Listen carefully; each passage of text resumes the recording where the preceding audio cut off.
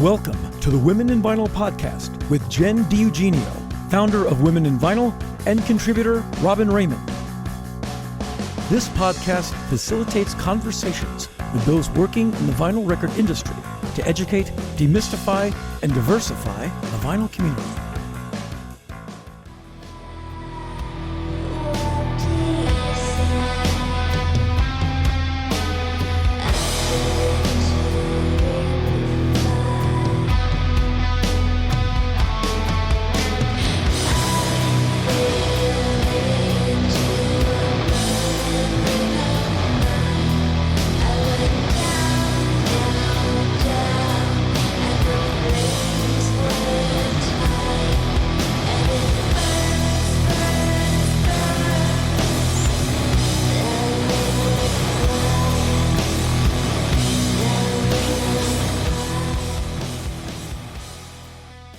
Thank you for tuning in to talk nerdy with us for another Women in Vinyl Tech Talk. It seemed only fitting after all the lacquer discussion that we move into plating, having numerous mentions of it in the past. Numerous mentions. Mastering and now plating. We're taking you down the roller coaster that is production, everybody. Strap in. Get ready to learn some little factoids.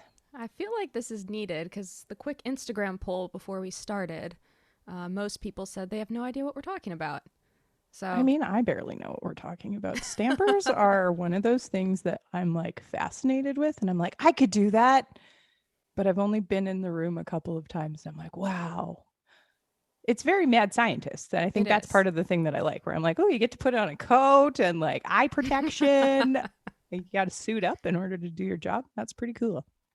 And if you're wondering how we got to this point, go back and listen to Jet's episodes on mastering. Yeah. And now we're here. Here we are. Down the chain. Productionville. So we are talking about stampers. Those are the doohickeys that get plastic smashed all over them. They are the thing that are the functional unit in record pressing. So, Jenn, take it away. Well, we're going to talk about electroplating, and there's going to be some weird father-mother stamper family of metals situation happening. Writing the genesis of record pressing. Yeah. Sort of the incest of metal, but we're going to jump in. So electroplating is basically the process that creates a metal coating on a solid substrate, which in this case is our lacquer, with an electric current. And from there, for all the technical words, because this is used for other things besides lacquers, I would say to consult Wikipedia. We're going to get nerdy on the record aspect, for sure. Totally. Yeah. So basically, it's a method of creating a nickel-coated copy, which creates a master, which we'll get into in a minute, but you can use that as a stamper, or it will create a mother, and then creates multiple stamper babies, which go into the press to press records. Use the babies. Use the babies to make the records, because records are all individual snowflake babies. So it makes sense. Babies. Yeah. So, both Robyn and I have had the opportunity to see some of these facilities in person, and it's like lab coat, big vats with chemicals and like little nickel pieces in those baths. It's like kind of a like greenish blue color water. Joker origin story. For the OG Batman fans out there, Jack Nicholson falling into a giant vat in the Acme factory. That's exactly what I felt like the first time I was in Stamperville. I was like, whoa. I could have a perpetual smile if I was in here, right? That's how it works. Great. Yeah, I mean, there's so many facets of this, but I think basically what they do is they take the lacquer. Once it arrives, they make sure it's clean of any dust or oil, and then they attach it to this thing that holds it so that, your fingerprints aren't on it. And then they use a spray gun to spray a mist of silver until it's evenly coated. And then at this point, it can go into the bath where an electric current is moving through it, and all those little nickel pieces are going to get electrically charged. They're going to get excited, and they're going to stick to it and create this metal base that gets to certain thicknesses, and at the thickness that you want it is when you can take it out of the bath. Yeah, because it's going to get smashed thousands of times. So you want it to be a certain thickness. Otherwise, it's not going to be able to stand up to the abuse that it is about to endure for between 1,000 and 10,000 times. Lots of pressure. About 150 pounds on the average, depending on the type of press, as I read. Yeah. Yeah. We'll link some of the information in the show notes so that you guys, if you want to get deep down into the shiny, shiny metal grooves of stampers, you are totally welcome to. This is done in a couple stages. So the first, like we mentioned, is building up the base layer. And then the second is thickening that plate. And that's done at a higher current. And then once this is finished, you're actually peeling away that one piece from the other. So what was the lacquer and then the metal piece. That then is your father. So that can be used as a stamper. In the audiophile community, this can be like the most amazing thing. Like it could be like the top quality. There's only one of them. Most of the time in my world, we never do that. The average person doesn't usually do that for their record because you have no reference point then. So, most people will put it back in the bath to then put that back in the bath to then create the mother plate. And so it's like positive, negative, positive, negative. So if your stamper is what presses into the vinyl, that's the same as your father. And then the mother is the negative of that. Yeah. So you can actually play it. Yeah, because you can't go back, because once you peel those two pieces apart, that lacquer is destroyed. So that's sometimes one of the arguments between lacquer and DMM, which we'll talk about a little bit further. But yeah, plating is destructive to lacquers. So you can say bye-bye to that super sweet, exclusive little perfect copy of your record once you decide to dunk it in a silvery bath. Yeah, and some facilities do a mother capture, which is great because then if you find an issue with your test pressing, you can really figure out if it's a vinyl pressing flaw or if it is a metal flaw, which if there is an issue in the metal, like a nick or anything like that, you do have to go back to the lacquer cutting phase if you did a 2-step. And then if you do a 3-step, then you can make a new mother. So to kind of rewind that back,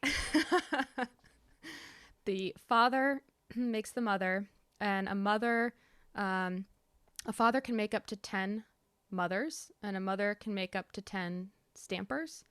And a stamper is typically good for about 1,000 standard weight, or 140-ish gram. Thank you. Or 500 180 gram. And different plants say different things, but as a general overall standard, that's sort of what I see. So 3-step is because you literally have those 3 steps. And then 2-step is where you are using your father as a stamper, and then your mother will make those stampers. So you don't have that third reference point. So yeah, I mean, for most bands that aren't doing huge runs, a 2-step is sufficient. And that's one of the reasons that sometimes making records takes time. Oh, yeah. Because growing a tiny little metal plate, molecule by molecule, literally, takes time. I mean, sometimes it can take between an hour and 3 hours per copy that you're doing. So, I mean, if you're doing a 3-step, obviously it's going to take more than a day. Right. But not like growing an actual child, although these days these ones are more delicate, though. These days the turnaround feels about like that for some people. Yeah, that's true. But and another point in the lathe column.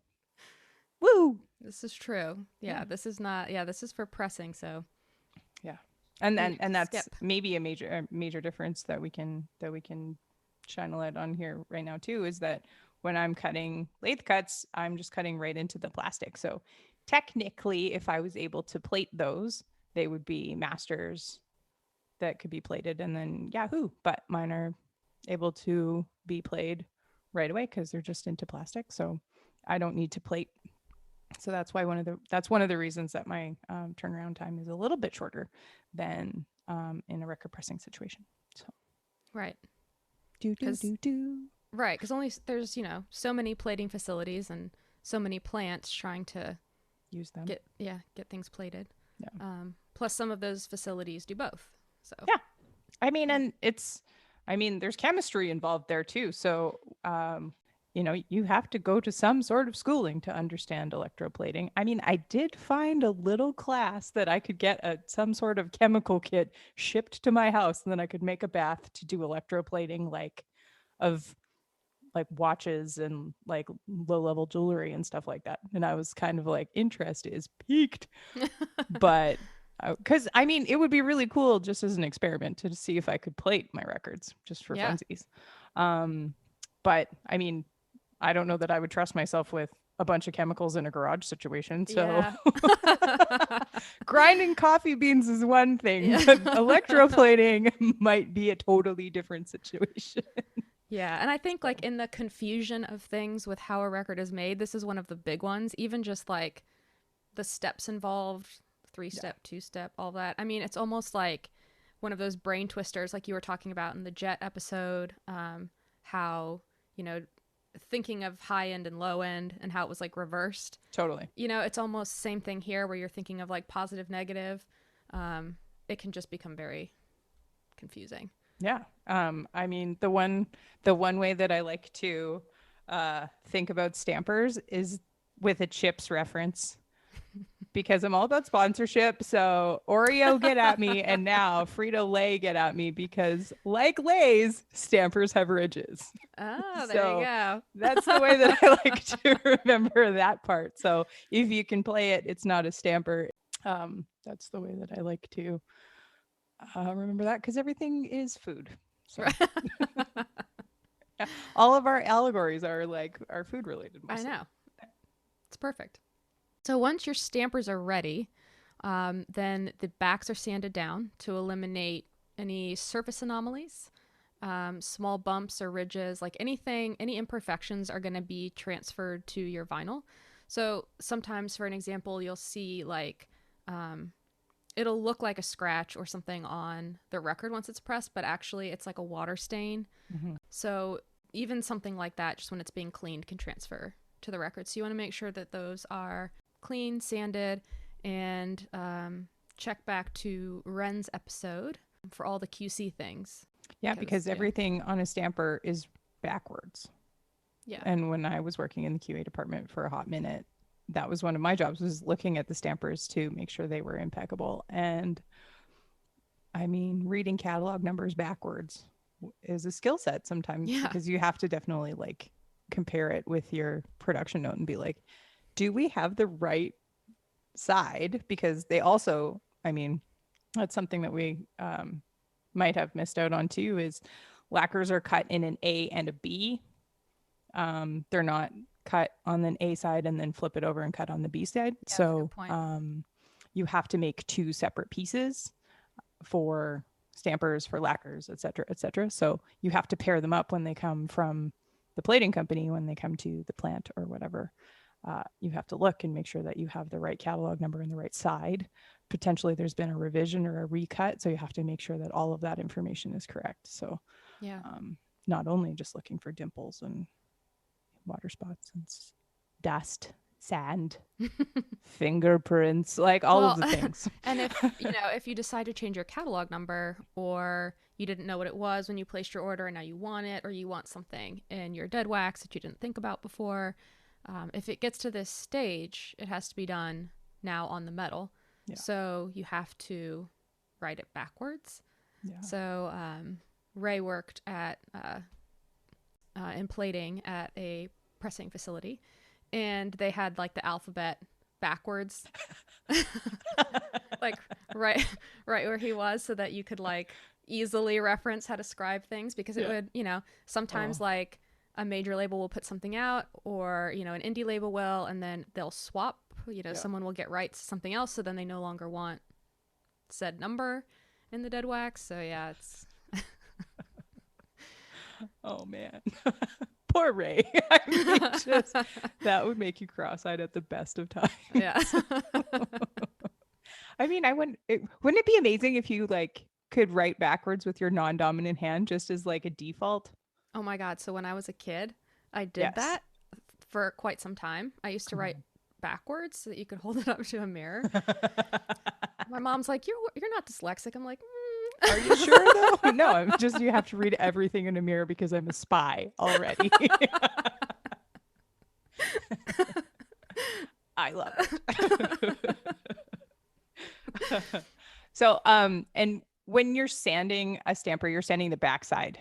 Right. So, I mean, if anybody is, looking at something, which is ill-advised when you're listening to a podcast, but if you're trying to look at a stamper or lacquer, so lacquers are 14 inches. If we're talking about making a stamper for a 12-inch record, so they cut off and like that part is destroyed and folded over, kind of crimped.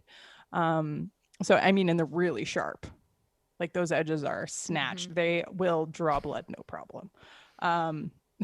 But then you flip it over. So if you look at the groove side, and if you see any imperfections or anything, you're like, oh, okay. And then, before it goes on press, like I've seen press ops like give it some good action with some really high grit sandpaper to try and buff out some of the things that they see that might create some sort of a audible pop or something when it goes onto the press. So we don't sand the groove side, just so everybody's clear. Right. Don't do that. Don't sand the ridges. That would be very bad for QC. Oh man. Just first date. Dee, dee, dee, dee, dee. Don't worry guys, I got this. Oh my God. All of our record people right now are cringing. Right. Just thinking about that. You're welcome. Yeah, and then stamper weights are important. And so is forming of the stamper.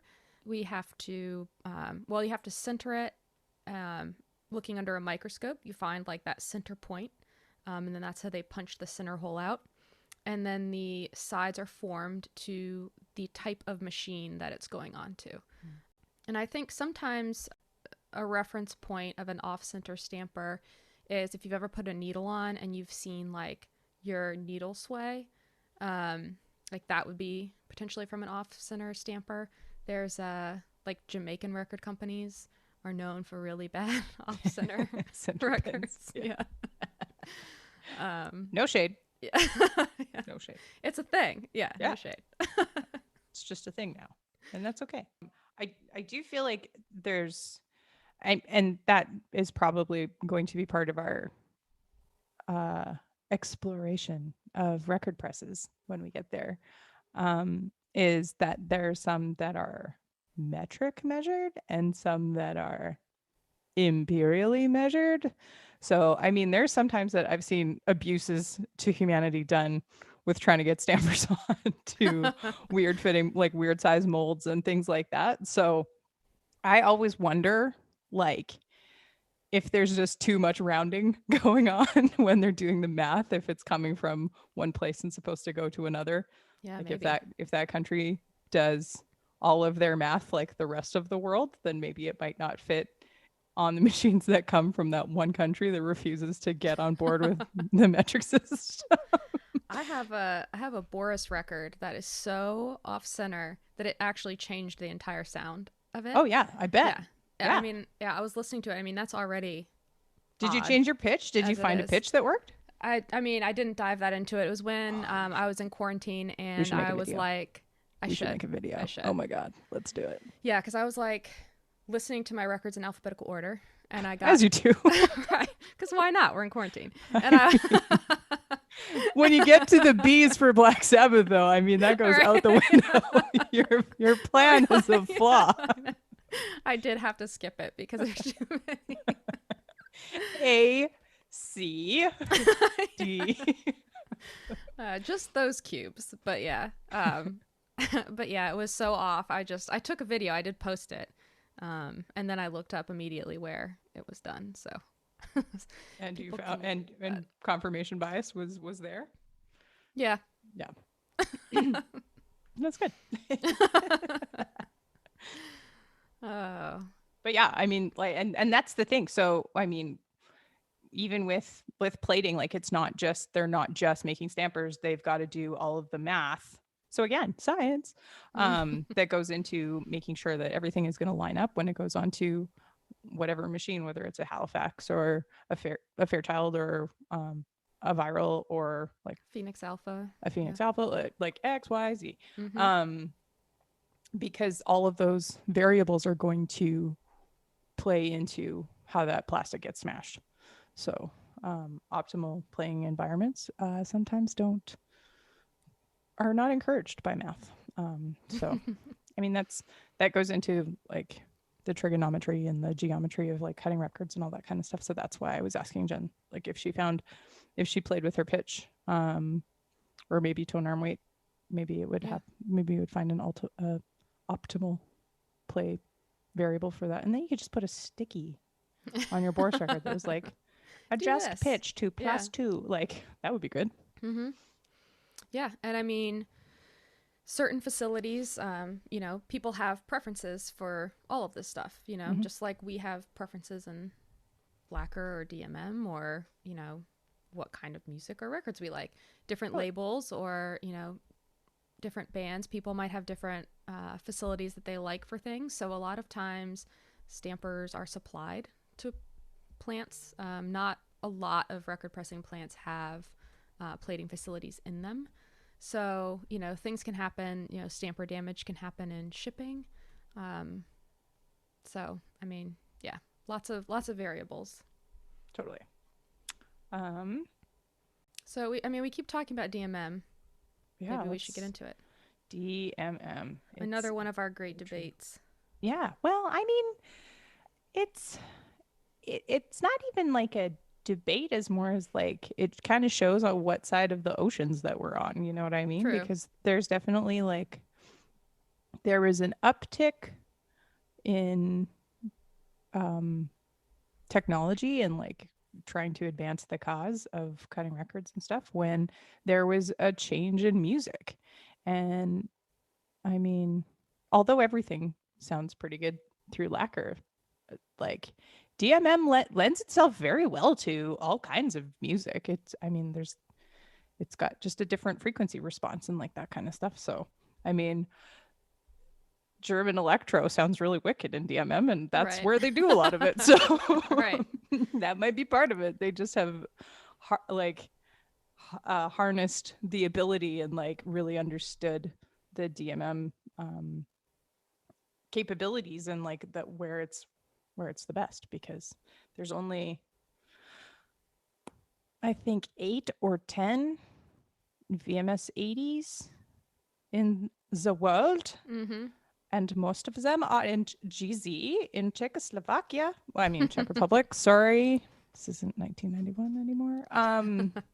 And there's like a few in California. Again, with the Scientologists. Yes. And when I was rereading all of this too, I saw that there's one plating facility that has a special room for them where they just do their stuff. They're L. Ron Hubbard records. I love it. So that someday when a new civilization is here, they will think he is.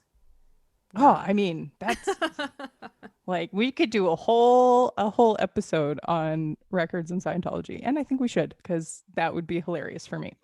Then they'll start targeting us on Instagram again. Perfect. Can I be best friends with Tom Cruise? Because that would be great. I mean, come on. I'm Tom, if you're listening, I feel the need for speed. Okay. Like, let's talk about Top Gun all day, no problem. I digress. Okay. So DMM is an alternative to lacquer cutting, because you're cutting directly into a copper plate. So that kind of replaces the need for lacquer, which, as we've discussed ad nauseum, we're in the middle of the hot garbage fire of lacquer shortages, which also adds to record pressing delays and sadness in the record community, and mastering community and lacquer cutting community. So DMM has kind of helped to stop the bleeding a little bit there, because a lot of people have been able to get their records cut on DMM and utilize that process instead of waiting in line for lacquers. So, I mean, they can't sound that bad, really. Yeah.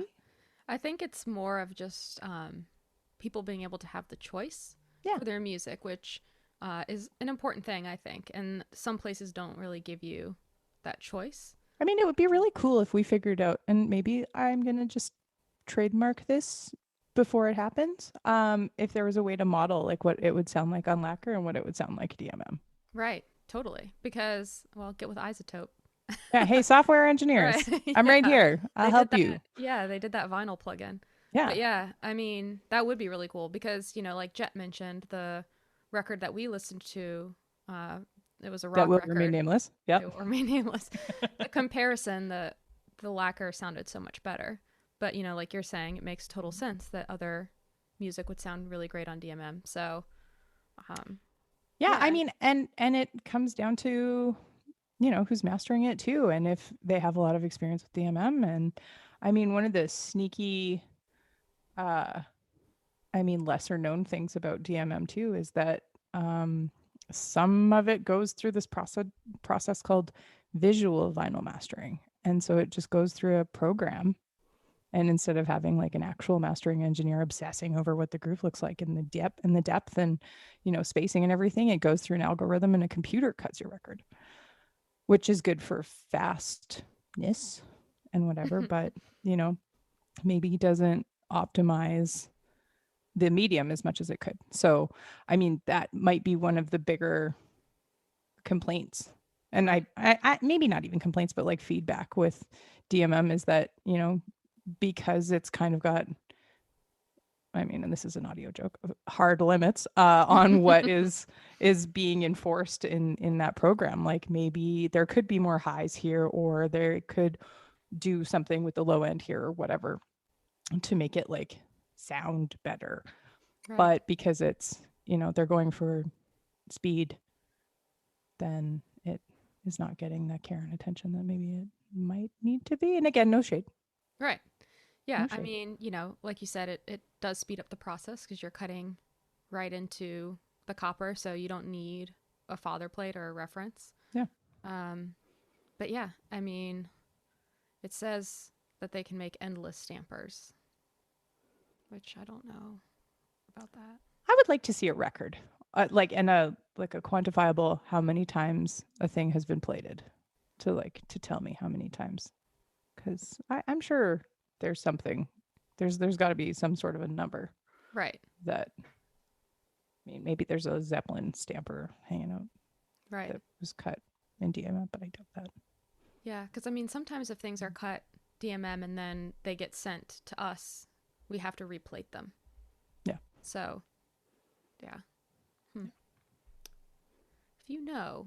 Yeah, always. media@womeninvinyl.com. If we're saying anything that's wrong, just please let us know. Don't let us carry on in the dark. I would love to know more about plating. And it's definitely, if mastering is a dark art, plating is like a super dark art. And I wish Bill Nye or Neil deGrasse Tyson understood more about records so that they could make a little 411 episode, because that would be great. But yeah. I mean, I talk about this like we welcome it day in and day out. Mm-hmm. It's just, you know, one of those things that, again, not a lot of people know. So it's like we do a repress. Why do we need more stampers? You know, that sort of thing. So Totally. Yeah. Yeah. I mean, and if it gets damaged, I mean, there's a million ways that a stamper can get damaged because they're not, well, I mean, they're made of metal, but they're not indestructible. And like lacquers can be damaged in transit too. So, Yep. I mean, and you guys might view this different, Jen, but I think the ideal plating time for a lacquer is like within 72 hours, but how often does that happen, especially during COVID with shipping delays and things like that? Like, Oh yeah. I mean, ideally, they would be shipped and then walked plated. over. Right. You know, Like 24 to 48 hours, ideally. yeah. But I've had people that, I spoke to a girl once who she was she was like, I had my lacquers cut at Abbey Road and they've been sitting in my fridge for 2 months because she was trying to find a plating facility. And I mean, like, if you Oh keep, my God. I mean, shockingly, like they were okay. Yeah. But yeah, you don't want to do that. So No. yeah, I mean, and that's a delicate balance of like humidity and temperature and everything already with lacquers. Like I can't. You thought your liquid filled picture disc was unstable. Man, like keeping a lacquer in the fridge. Could you imagine like you've gone out for a couple of cocktails and you're coming back and you're like, oh man, midnight snack. This is awesome. And you go into your fridge, like, I really got to press that record. I mean, somebody being like, oh, sweet pizza. Like, could you Oh my imagine? God. Like, there's your pizza box with lacquers in it. And they're like, oh, this is awesome. And they open it and they leave it on your counter. Like, oh man, if we could make a vinyl pressing horror movie, this is like one of the opening scenes for sure. So yeah, I mean, you were talking about frequencies, different kinds of music. Lacquers are thought to have a more warm, full sound. Mhm. I can say that with the various Black Sabbath records, I will say that I find that to be true. If I was doing like an A/B comparison, and then DMM are more bright, Mhm. so sharp sort of sounding. Yeah. Yeah, they definitely have that like a really aggressive top end. And Yeah. I mean, and that's one of the things, like if you listen to like Depeche Mode or anything with lots of keyboards, and I mean probably all of the Rammstein records, like all of that like synth, like craft work, that kind of stuff, like that's the stuff that you want, right? So I mean, I kind of say like music with like acoustic instruments, and like acoustic not being not plugged in, but like guitars and like tangible instruments like that will sound really good in lacquer. And then anything that's like keyboard, synth, you know, modular synths and like ambient stuff and like that kind of electronic music and electronically modeled MIDI, that stuff will sound pretty good on DMM. I mean, it'll sound great on lacquer too, but I mean, that's kind of that's my hot take Yeah. on that. And that's from like hours of listening to both in QA Right. too. So where like the plant that I worked at for a hot minute, most of our records were DMM. So it was funny to like work at a lacquer facility during my time and then be at a pressing plant where we were like majority DMM. So I was like, oh, okay. Yeah. Were you doing it in-house, cutting and plating, or were you getting them? No, our everything gets it was all cut at GZ and Okay. plated in Czech That's what I and thought. then hopped over. Yeah. We did get a bunch of stampers from a pressing plant when they decided to not press records anymore, and then we got all of theirs. And then that was Yes. kind of a jigsaw puzzle of catalog numbers, which was Oh, yeah. led to funny results Oh, no. in numerous ways. Do you think that we covered that confusing process? I mean, enough? it's all about dance steps, in my opinion. You know, there's a one step that's like, you know, it's the um, high school dance shuffle from one side to the other side. It like fits your purposes, gets it done. You know, there's no fancy dance moves, but you get your records pressed. I mean, that's like you're pressing like 1,000 records, 500 records. Then you have a two step, which involves, you know, more pieces, ideally a partner. And then you have like more complicated dance moves that you can do. So then you have the addition of a mother, and you can make a bunch of stampers, or you can't. And then you have a father and a mother. And then you have a triple step. So then you have a mother, a father, and babies. And I mean, that's the way that I kind of look at it. I mean, Yeah. there was somebody that was explaining plating to me, and they were like, think of Genesis. And I was like the band? And they're like, no, like the part in the Bible. And I was like, why? And they're like, first you have the father, and then you get the mother out of the father. And I was like, oh, okay. So, I mean, for all of our theologians out there, like you can look at it at a bit like Adam's rib of creating records. Yeah. Yeah, I mean, I would say for most small bands out there, you're going to probably do a two-step. You should be fine for the amount of records that you're going to press. I mean, and like, a two-step makes sense because then you're getting a copy of your master. Right. So then, I mean, for your career, it's a better idea to have that in your back pocket or, you know, housed somewhere where it's readily accessible. Yeah. Because then if you need to go back to press, if for some reason your band camp blows up and you need to make a crap ton more records and everybody discovers your back catalog, like that's the way to do it. Exactly. If you have a one step, you are out of luck. It's true. Unless you get it recut, which is also an option. But I mean, in this expensive option, in this turnaround time, nobody has that time. Yeah. Right now. So why don't we jump into something totally crazy and talk about HD vinyl? The future. Let's talk about the future. I mean, So we were just in Genesis and now we're in outer space. You're welcome. We're time traveling. It is the X-Files of records. Just so many television references today. I love it. Oh man, it sounds like I do nothing but watch television. And eat Oreos and chips. Yeah, right? How is she so skinny? It was so funny though. I was Heath Waxmage today was playing Twin Peaks on his Instagram, and I was like, "Yo, that's pretty." And he's like, "Oh, it's Twin Peaks." And I was like, "I knew I recognized the graphic because it's the bar sign." Mm-hmm. Yeah, and I was like, "Oh man." Anyway, David Lynch did a partnership with Allegro Coffee, and it is the best coffee. What? Like, it's a damn fine cup of coffee.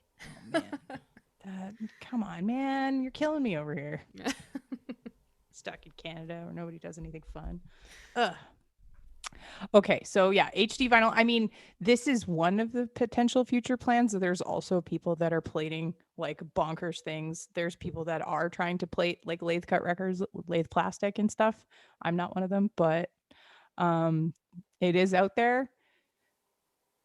It's got limitations. I'm not gonna lie. I don't like lying, so I'm not gonna tell any lies, but I'm also not going to endorse this method just based on the samples that I've seen and heard. You guys plating lathe cuts. Yeah, you guys wouldn't be happy with it. It's not a good time. So HD vinyl. I first saw the HD vinyl guys, and they're a bunch of really smart, way smarter than I am, dudes from Germany, from the fatherland, and they are trying to find new, different, futuristic ways of making records. And one of the things that they're talking about is HD vinyl, which they're talking about a program for mastering, which like allows you to modify the groove in a program before you cut the record. Like it's kind of like that visual vinyl mastering that I was talking about, but it still involves an engineer looking at everything that's going on, and it kind of like analyzes the waveform and tells you where the trouble spots are going to be. And so which this is would be cool. taking out all of the steps that we've talked about in the past. Like this is going right to your stamper essentially.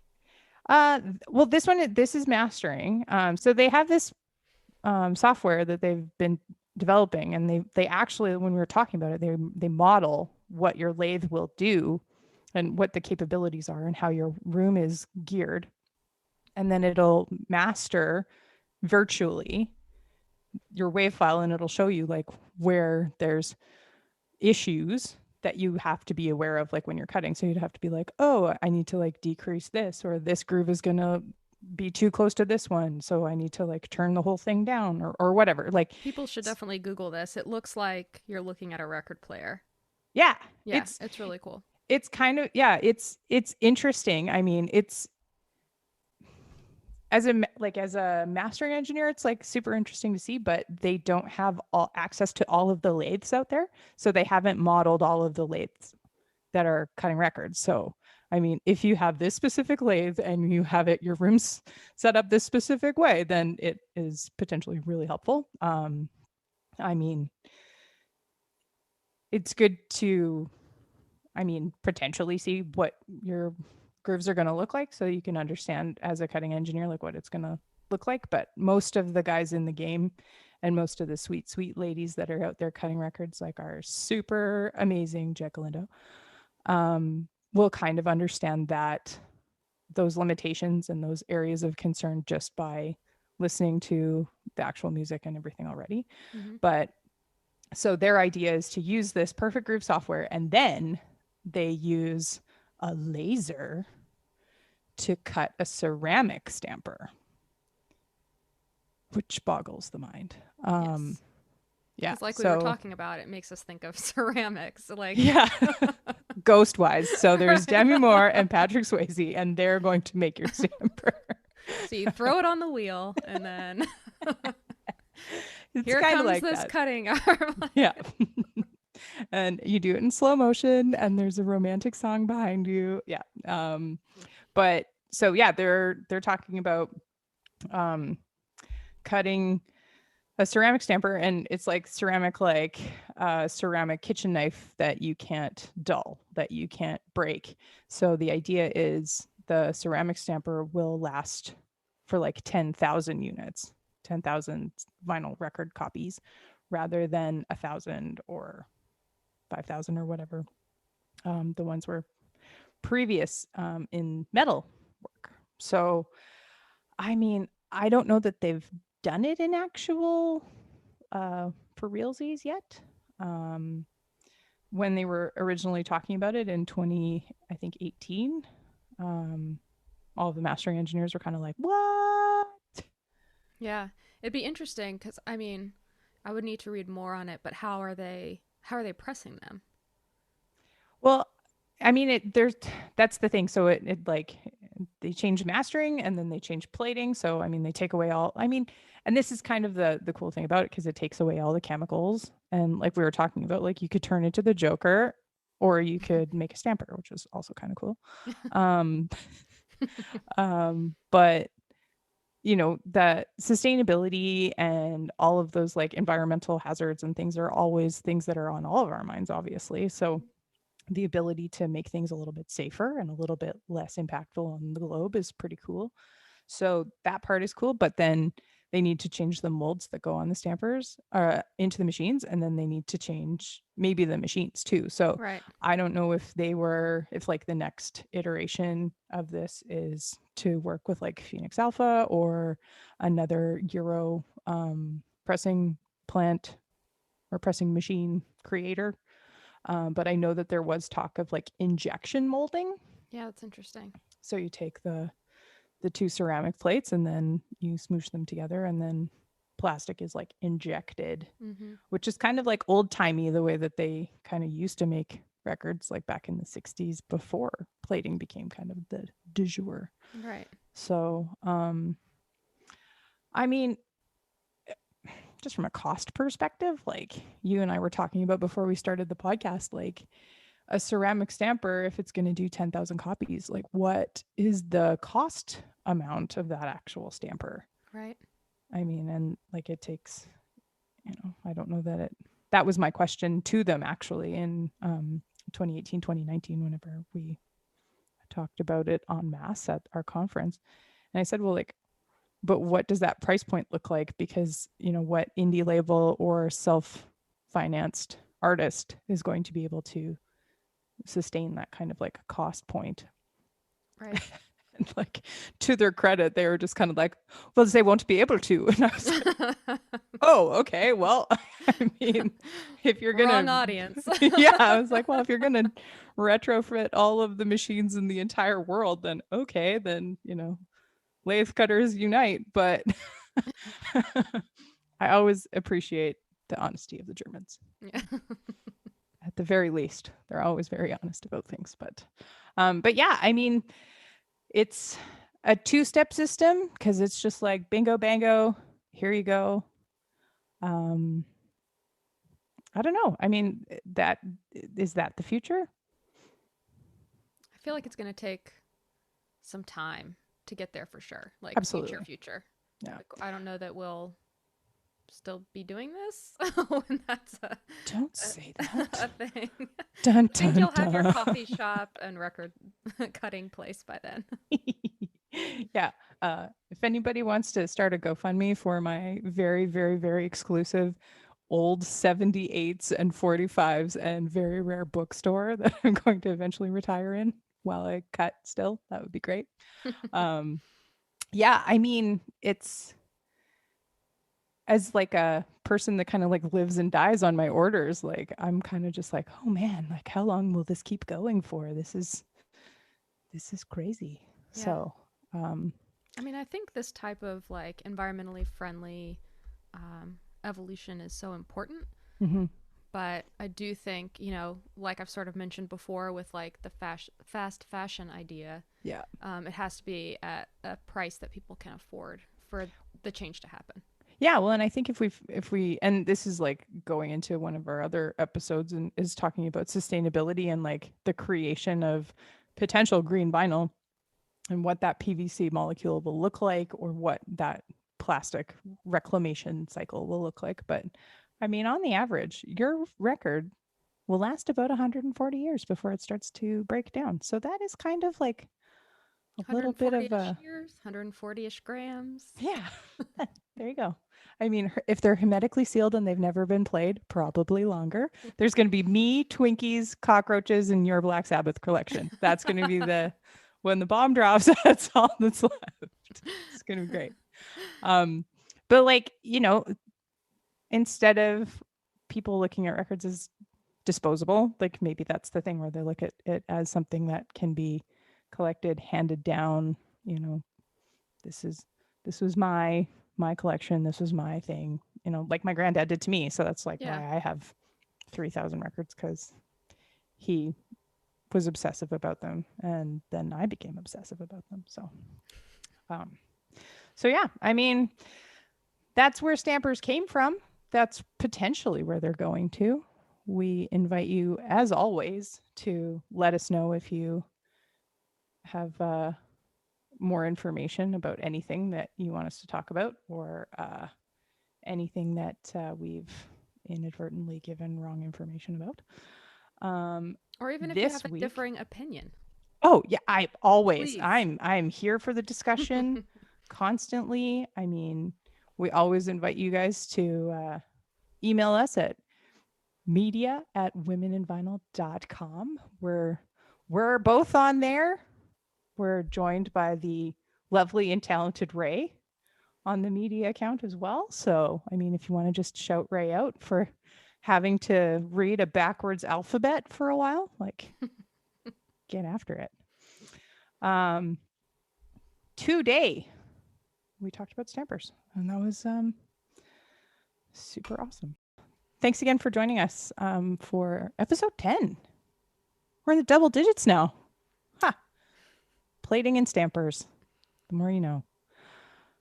Thank you to the amazing Frayle from Cleveland for the use of their song, their live song, Ring of Fire. Originally recorded by Johnny Cash and Rose Carter.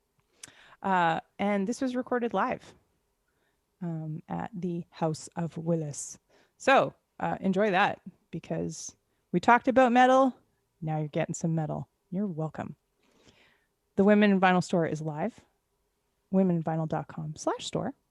As always, please join their conversation on Instagram or send us a note at media@womeninvinyl.com. Check out womeninvinyl.com for all of our past episodes and our amazing archive of interviews with incredible humans in the vinyl making space. We produce our damn selves, and that's really exciting. Don't forget to like, subscribe, and give us a review on your favorite podcast delivery method. You can also subscribe and contribute to furthering our mission at patreon.com/womeninvinyl, where you will find all of the B-sides, the deep cuts, and the amazing extras, and help us start a not-for-profit to further the demystification, the education, and the infiltration of more women and non-binary identifying humans into the vinyl making space.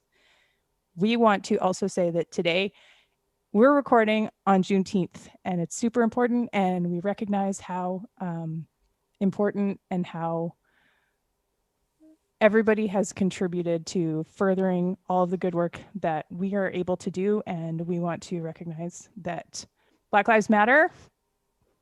And yeah, thanks for joining us, guys. So we'll see you next time. Bye for now. Yay. This episode has been brought to you by Women in Vinyl and Red Spade Records. Thank you for listening. Please remember to subscribe, and you can always contact us directly by visiting www.womeninvinyl.com.